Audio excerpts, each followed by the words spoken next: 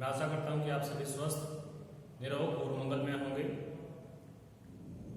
मैं सुरेंद्र शास्त्री, आपका संस्कृत अध्यापक, आज आपके लिए लेकर आया हूं 8वीं कक्षा के 5वें अध्याय का तीसरा भाग। पहले भाग में हमने पढ़ा था कि किस प्रकार से जो बाघ है वो अपने आप को चंचल के द्वारा उस जाल से मुक्त करवा लेता है, फिर उसको वो खाना चाहता है। इसके बाद चंचल उसको वृक्ष के पास ले जाता है, वृक्ष भी बाघ की बात का ही समर्थन करता है। फिर नदी का पानी उसके पास लेकर जाता है, वो भी बाघ का ही समर्थन करता है। अब जो चंचल है वो फंस चुका है और सोचने लगता है कि मेरी मृत्यु अब निकट है, पास नहीं है। तो आगे क्या होता है, आइए इस तीसरे और अंतिम भाग में पढ़ते हैं। चलो आइए शुरुआत करते हैं। समीपे एका लोंसिका बद्री गुरुमाना पृष्ठे नीलिना एताम वार्ताम शृणोति स्म।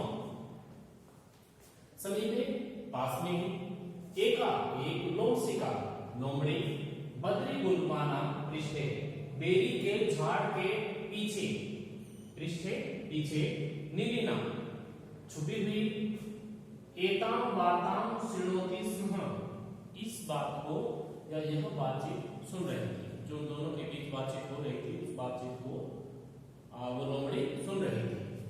पास में ही एक लोमड़ी बेरी के झाड़ के पीछे छुपी हुई यह बातचीत सुन रही थी। सा सहसा चंचलम उपसृत्य कथ्यते। सा वह सहसा अचानक, चंचलम उपसृत्य चंचल के पास आकर, कथ्य कहती है। अचानक वह बेरी के झाड़ के पीछे से आती है, वो चंचल को कहती है, क्या बात, क्या बात है? माम अपि विज्ञाप्य, मुझे भी बताओ। माम अपि विज्ञाप्य, मुझे भी बताओ, अर्थात वो बात क्या है, वो बात मुझे भी बताओ। सह अवगत, वह बोला,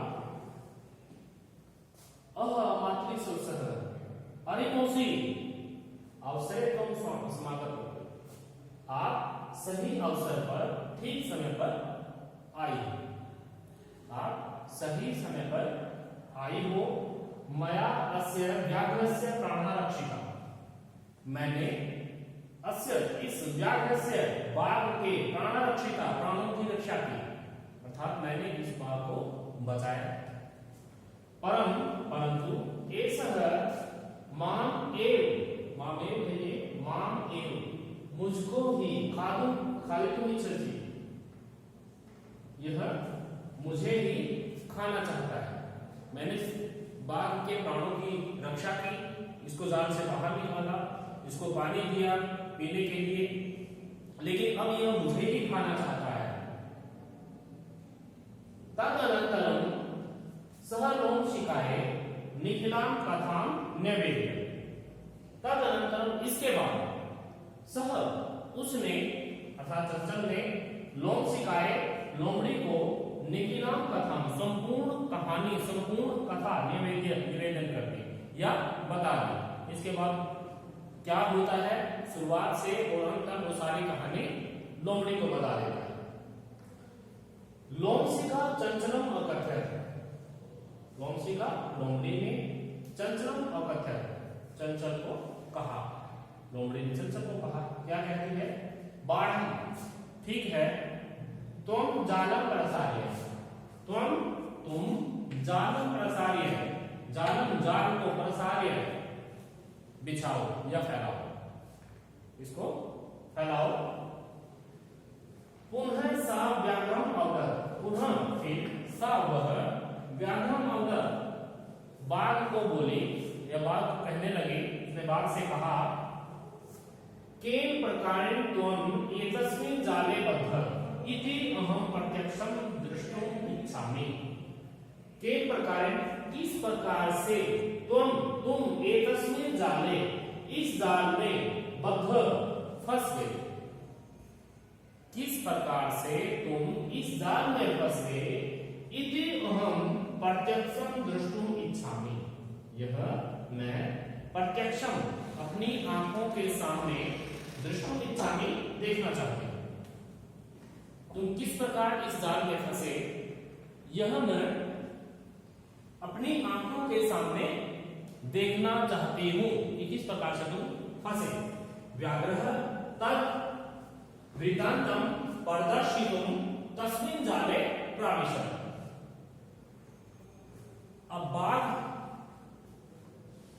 जहां लोमड़ी सोच रही है वहां वो सोच नहीं पाता है और अपने उसी वृत्तांत को, उसी बात को फिर से दोहराने के लिए, फिर से दिखाने के लिए उस जाल में प्रवेश कर जाता है। व्याघ्रः तद वृत्तांतम प्रदर्शितुम तस्मिन् जाले प्राविशत्। बाघ तद वृत्तांतम, उस कहानी को, किस प्रकार से वो फंसा था, उस कहानी को प्रदर्शित करने के लिए, दिखाने के लिए तस्मिन् जाले, उस जाल में प्राविशत्, प्रवेश कर गया, प्रवेश कर जाता है।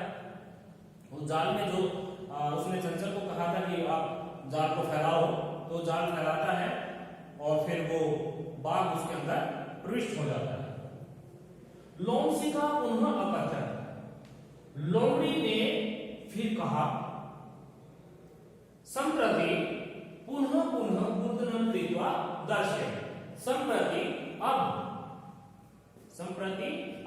पुनः बार बार कूर्दनं कृत्वा कूद कर या उछल कर दर्शय दिखाओ।